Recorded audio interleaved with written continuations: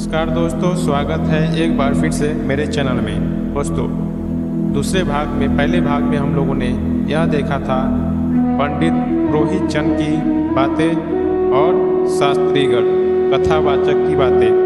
हम उसके आगे की बात करते हैं। कथावाचक की पूरी गतिविधि, पूरी सही जानकारी देते हैं एवं लेते हैं। आप लोग को यह सब कुछ जानकारी जरूर अपने पास रखना चाहिए, जिसकी वजह से आपको सच्चे संत महात्मा एवं सच्चे सद्गुरु एवं भगवान को प्राप्त कर पावे। तो मेरे चैनल में नए आए हैं तो चैनल को सब्सक्राइब करें, साथ ही साथ बेल आइकन पर दबा दीजिएगा। हम बात कर रहे थे कथावाचक एवं शास्त्रीगढ़ के अंतर्गत।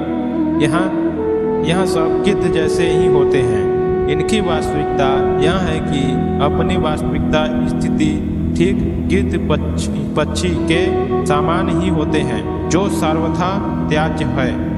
जनमानस को भी चाहिए कि इनको त्याग भाव में रखे, क्योंकि ये मान्यता पर शास्त्र के अंतर्गत करते कराते, हंसते और रुलाते हुए नौटंकी लिहज में अपने को ऐसा ही प्रस्तुत करते हैं कि लगता है कि यह इतने उत्तम कोटि के भक्त हैं, बहुत ही उत्तम कोटि के भक्त हैं ये। मगर वास्तव में क्या है कि इन सारे उदाहरणों एवं प्रकरणों के पीछे अधिक से अधिक कितने पैसा अर्जित कर लें, मात्रा पैसा चढ़ावा पा लें लीजिए।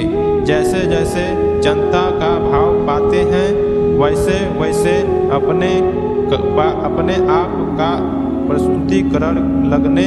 वास्तविकता यह है कि न तो खुद में धार्मिक भक्त सेवक हैं और न जनमानस को भक्त सेवक होने देते हैं। मतलब प्रयोजन है।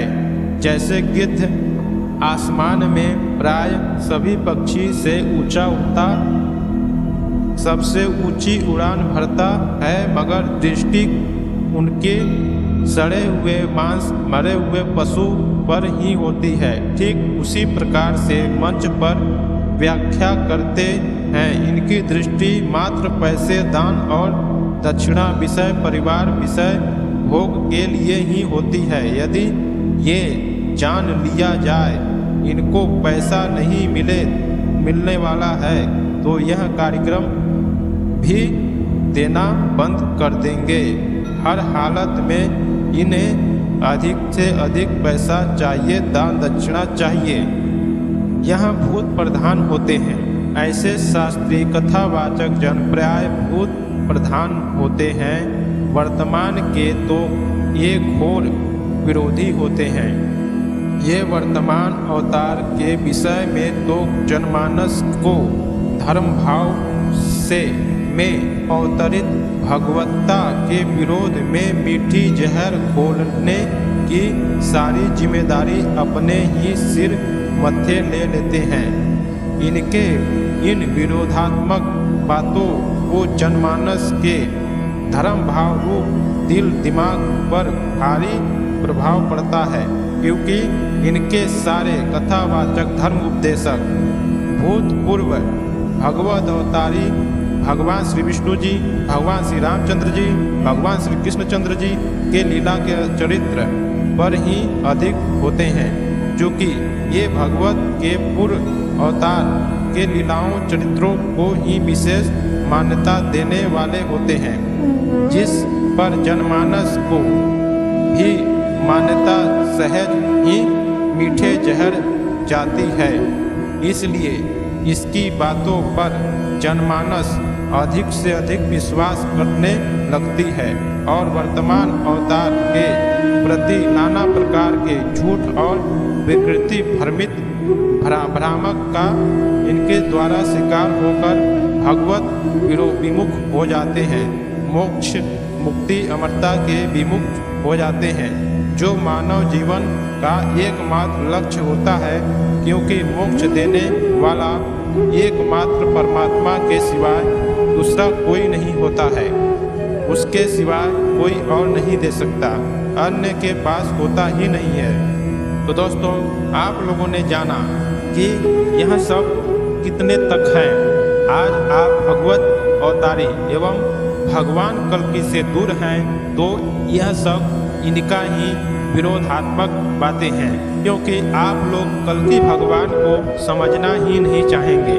भगवान कल्कि सबके बीच आकर लीला करके वचन देकर बोलकर चले जाएंगे, तब भी आप उनको नहीं समझ सकते, क्योंकि इन्हीं कथक वाचकों के कारण आप लोग के अंदर जो भाव है वो भूत के लिए होता है। भूत मतलब पूर्व के अवतारों के लिए।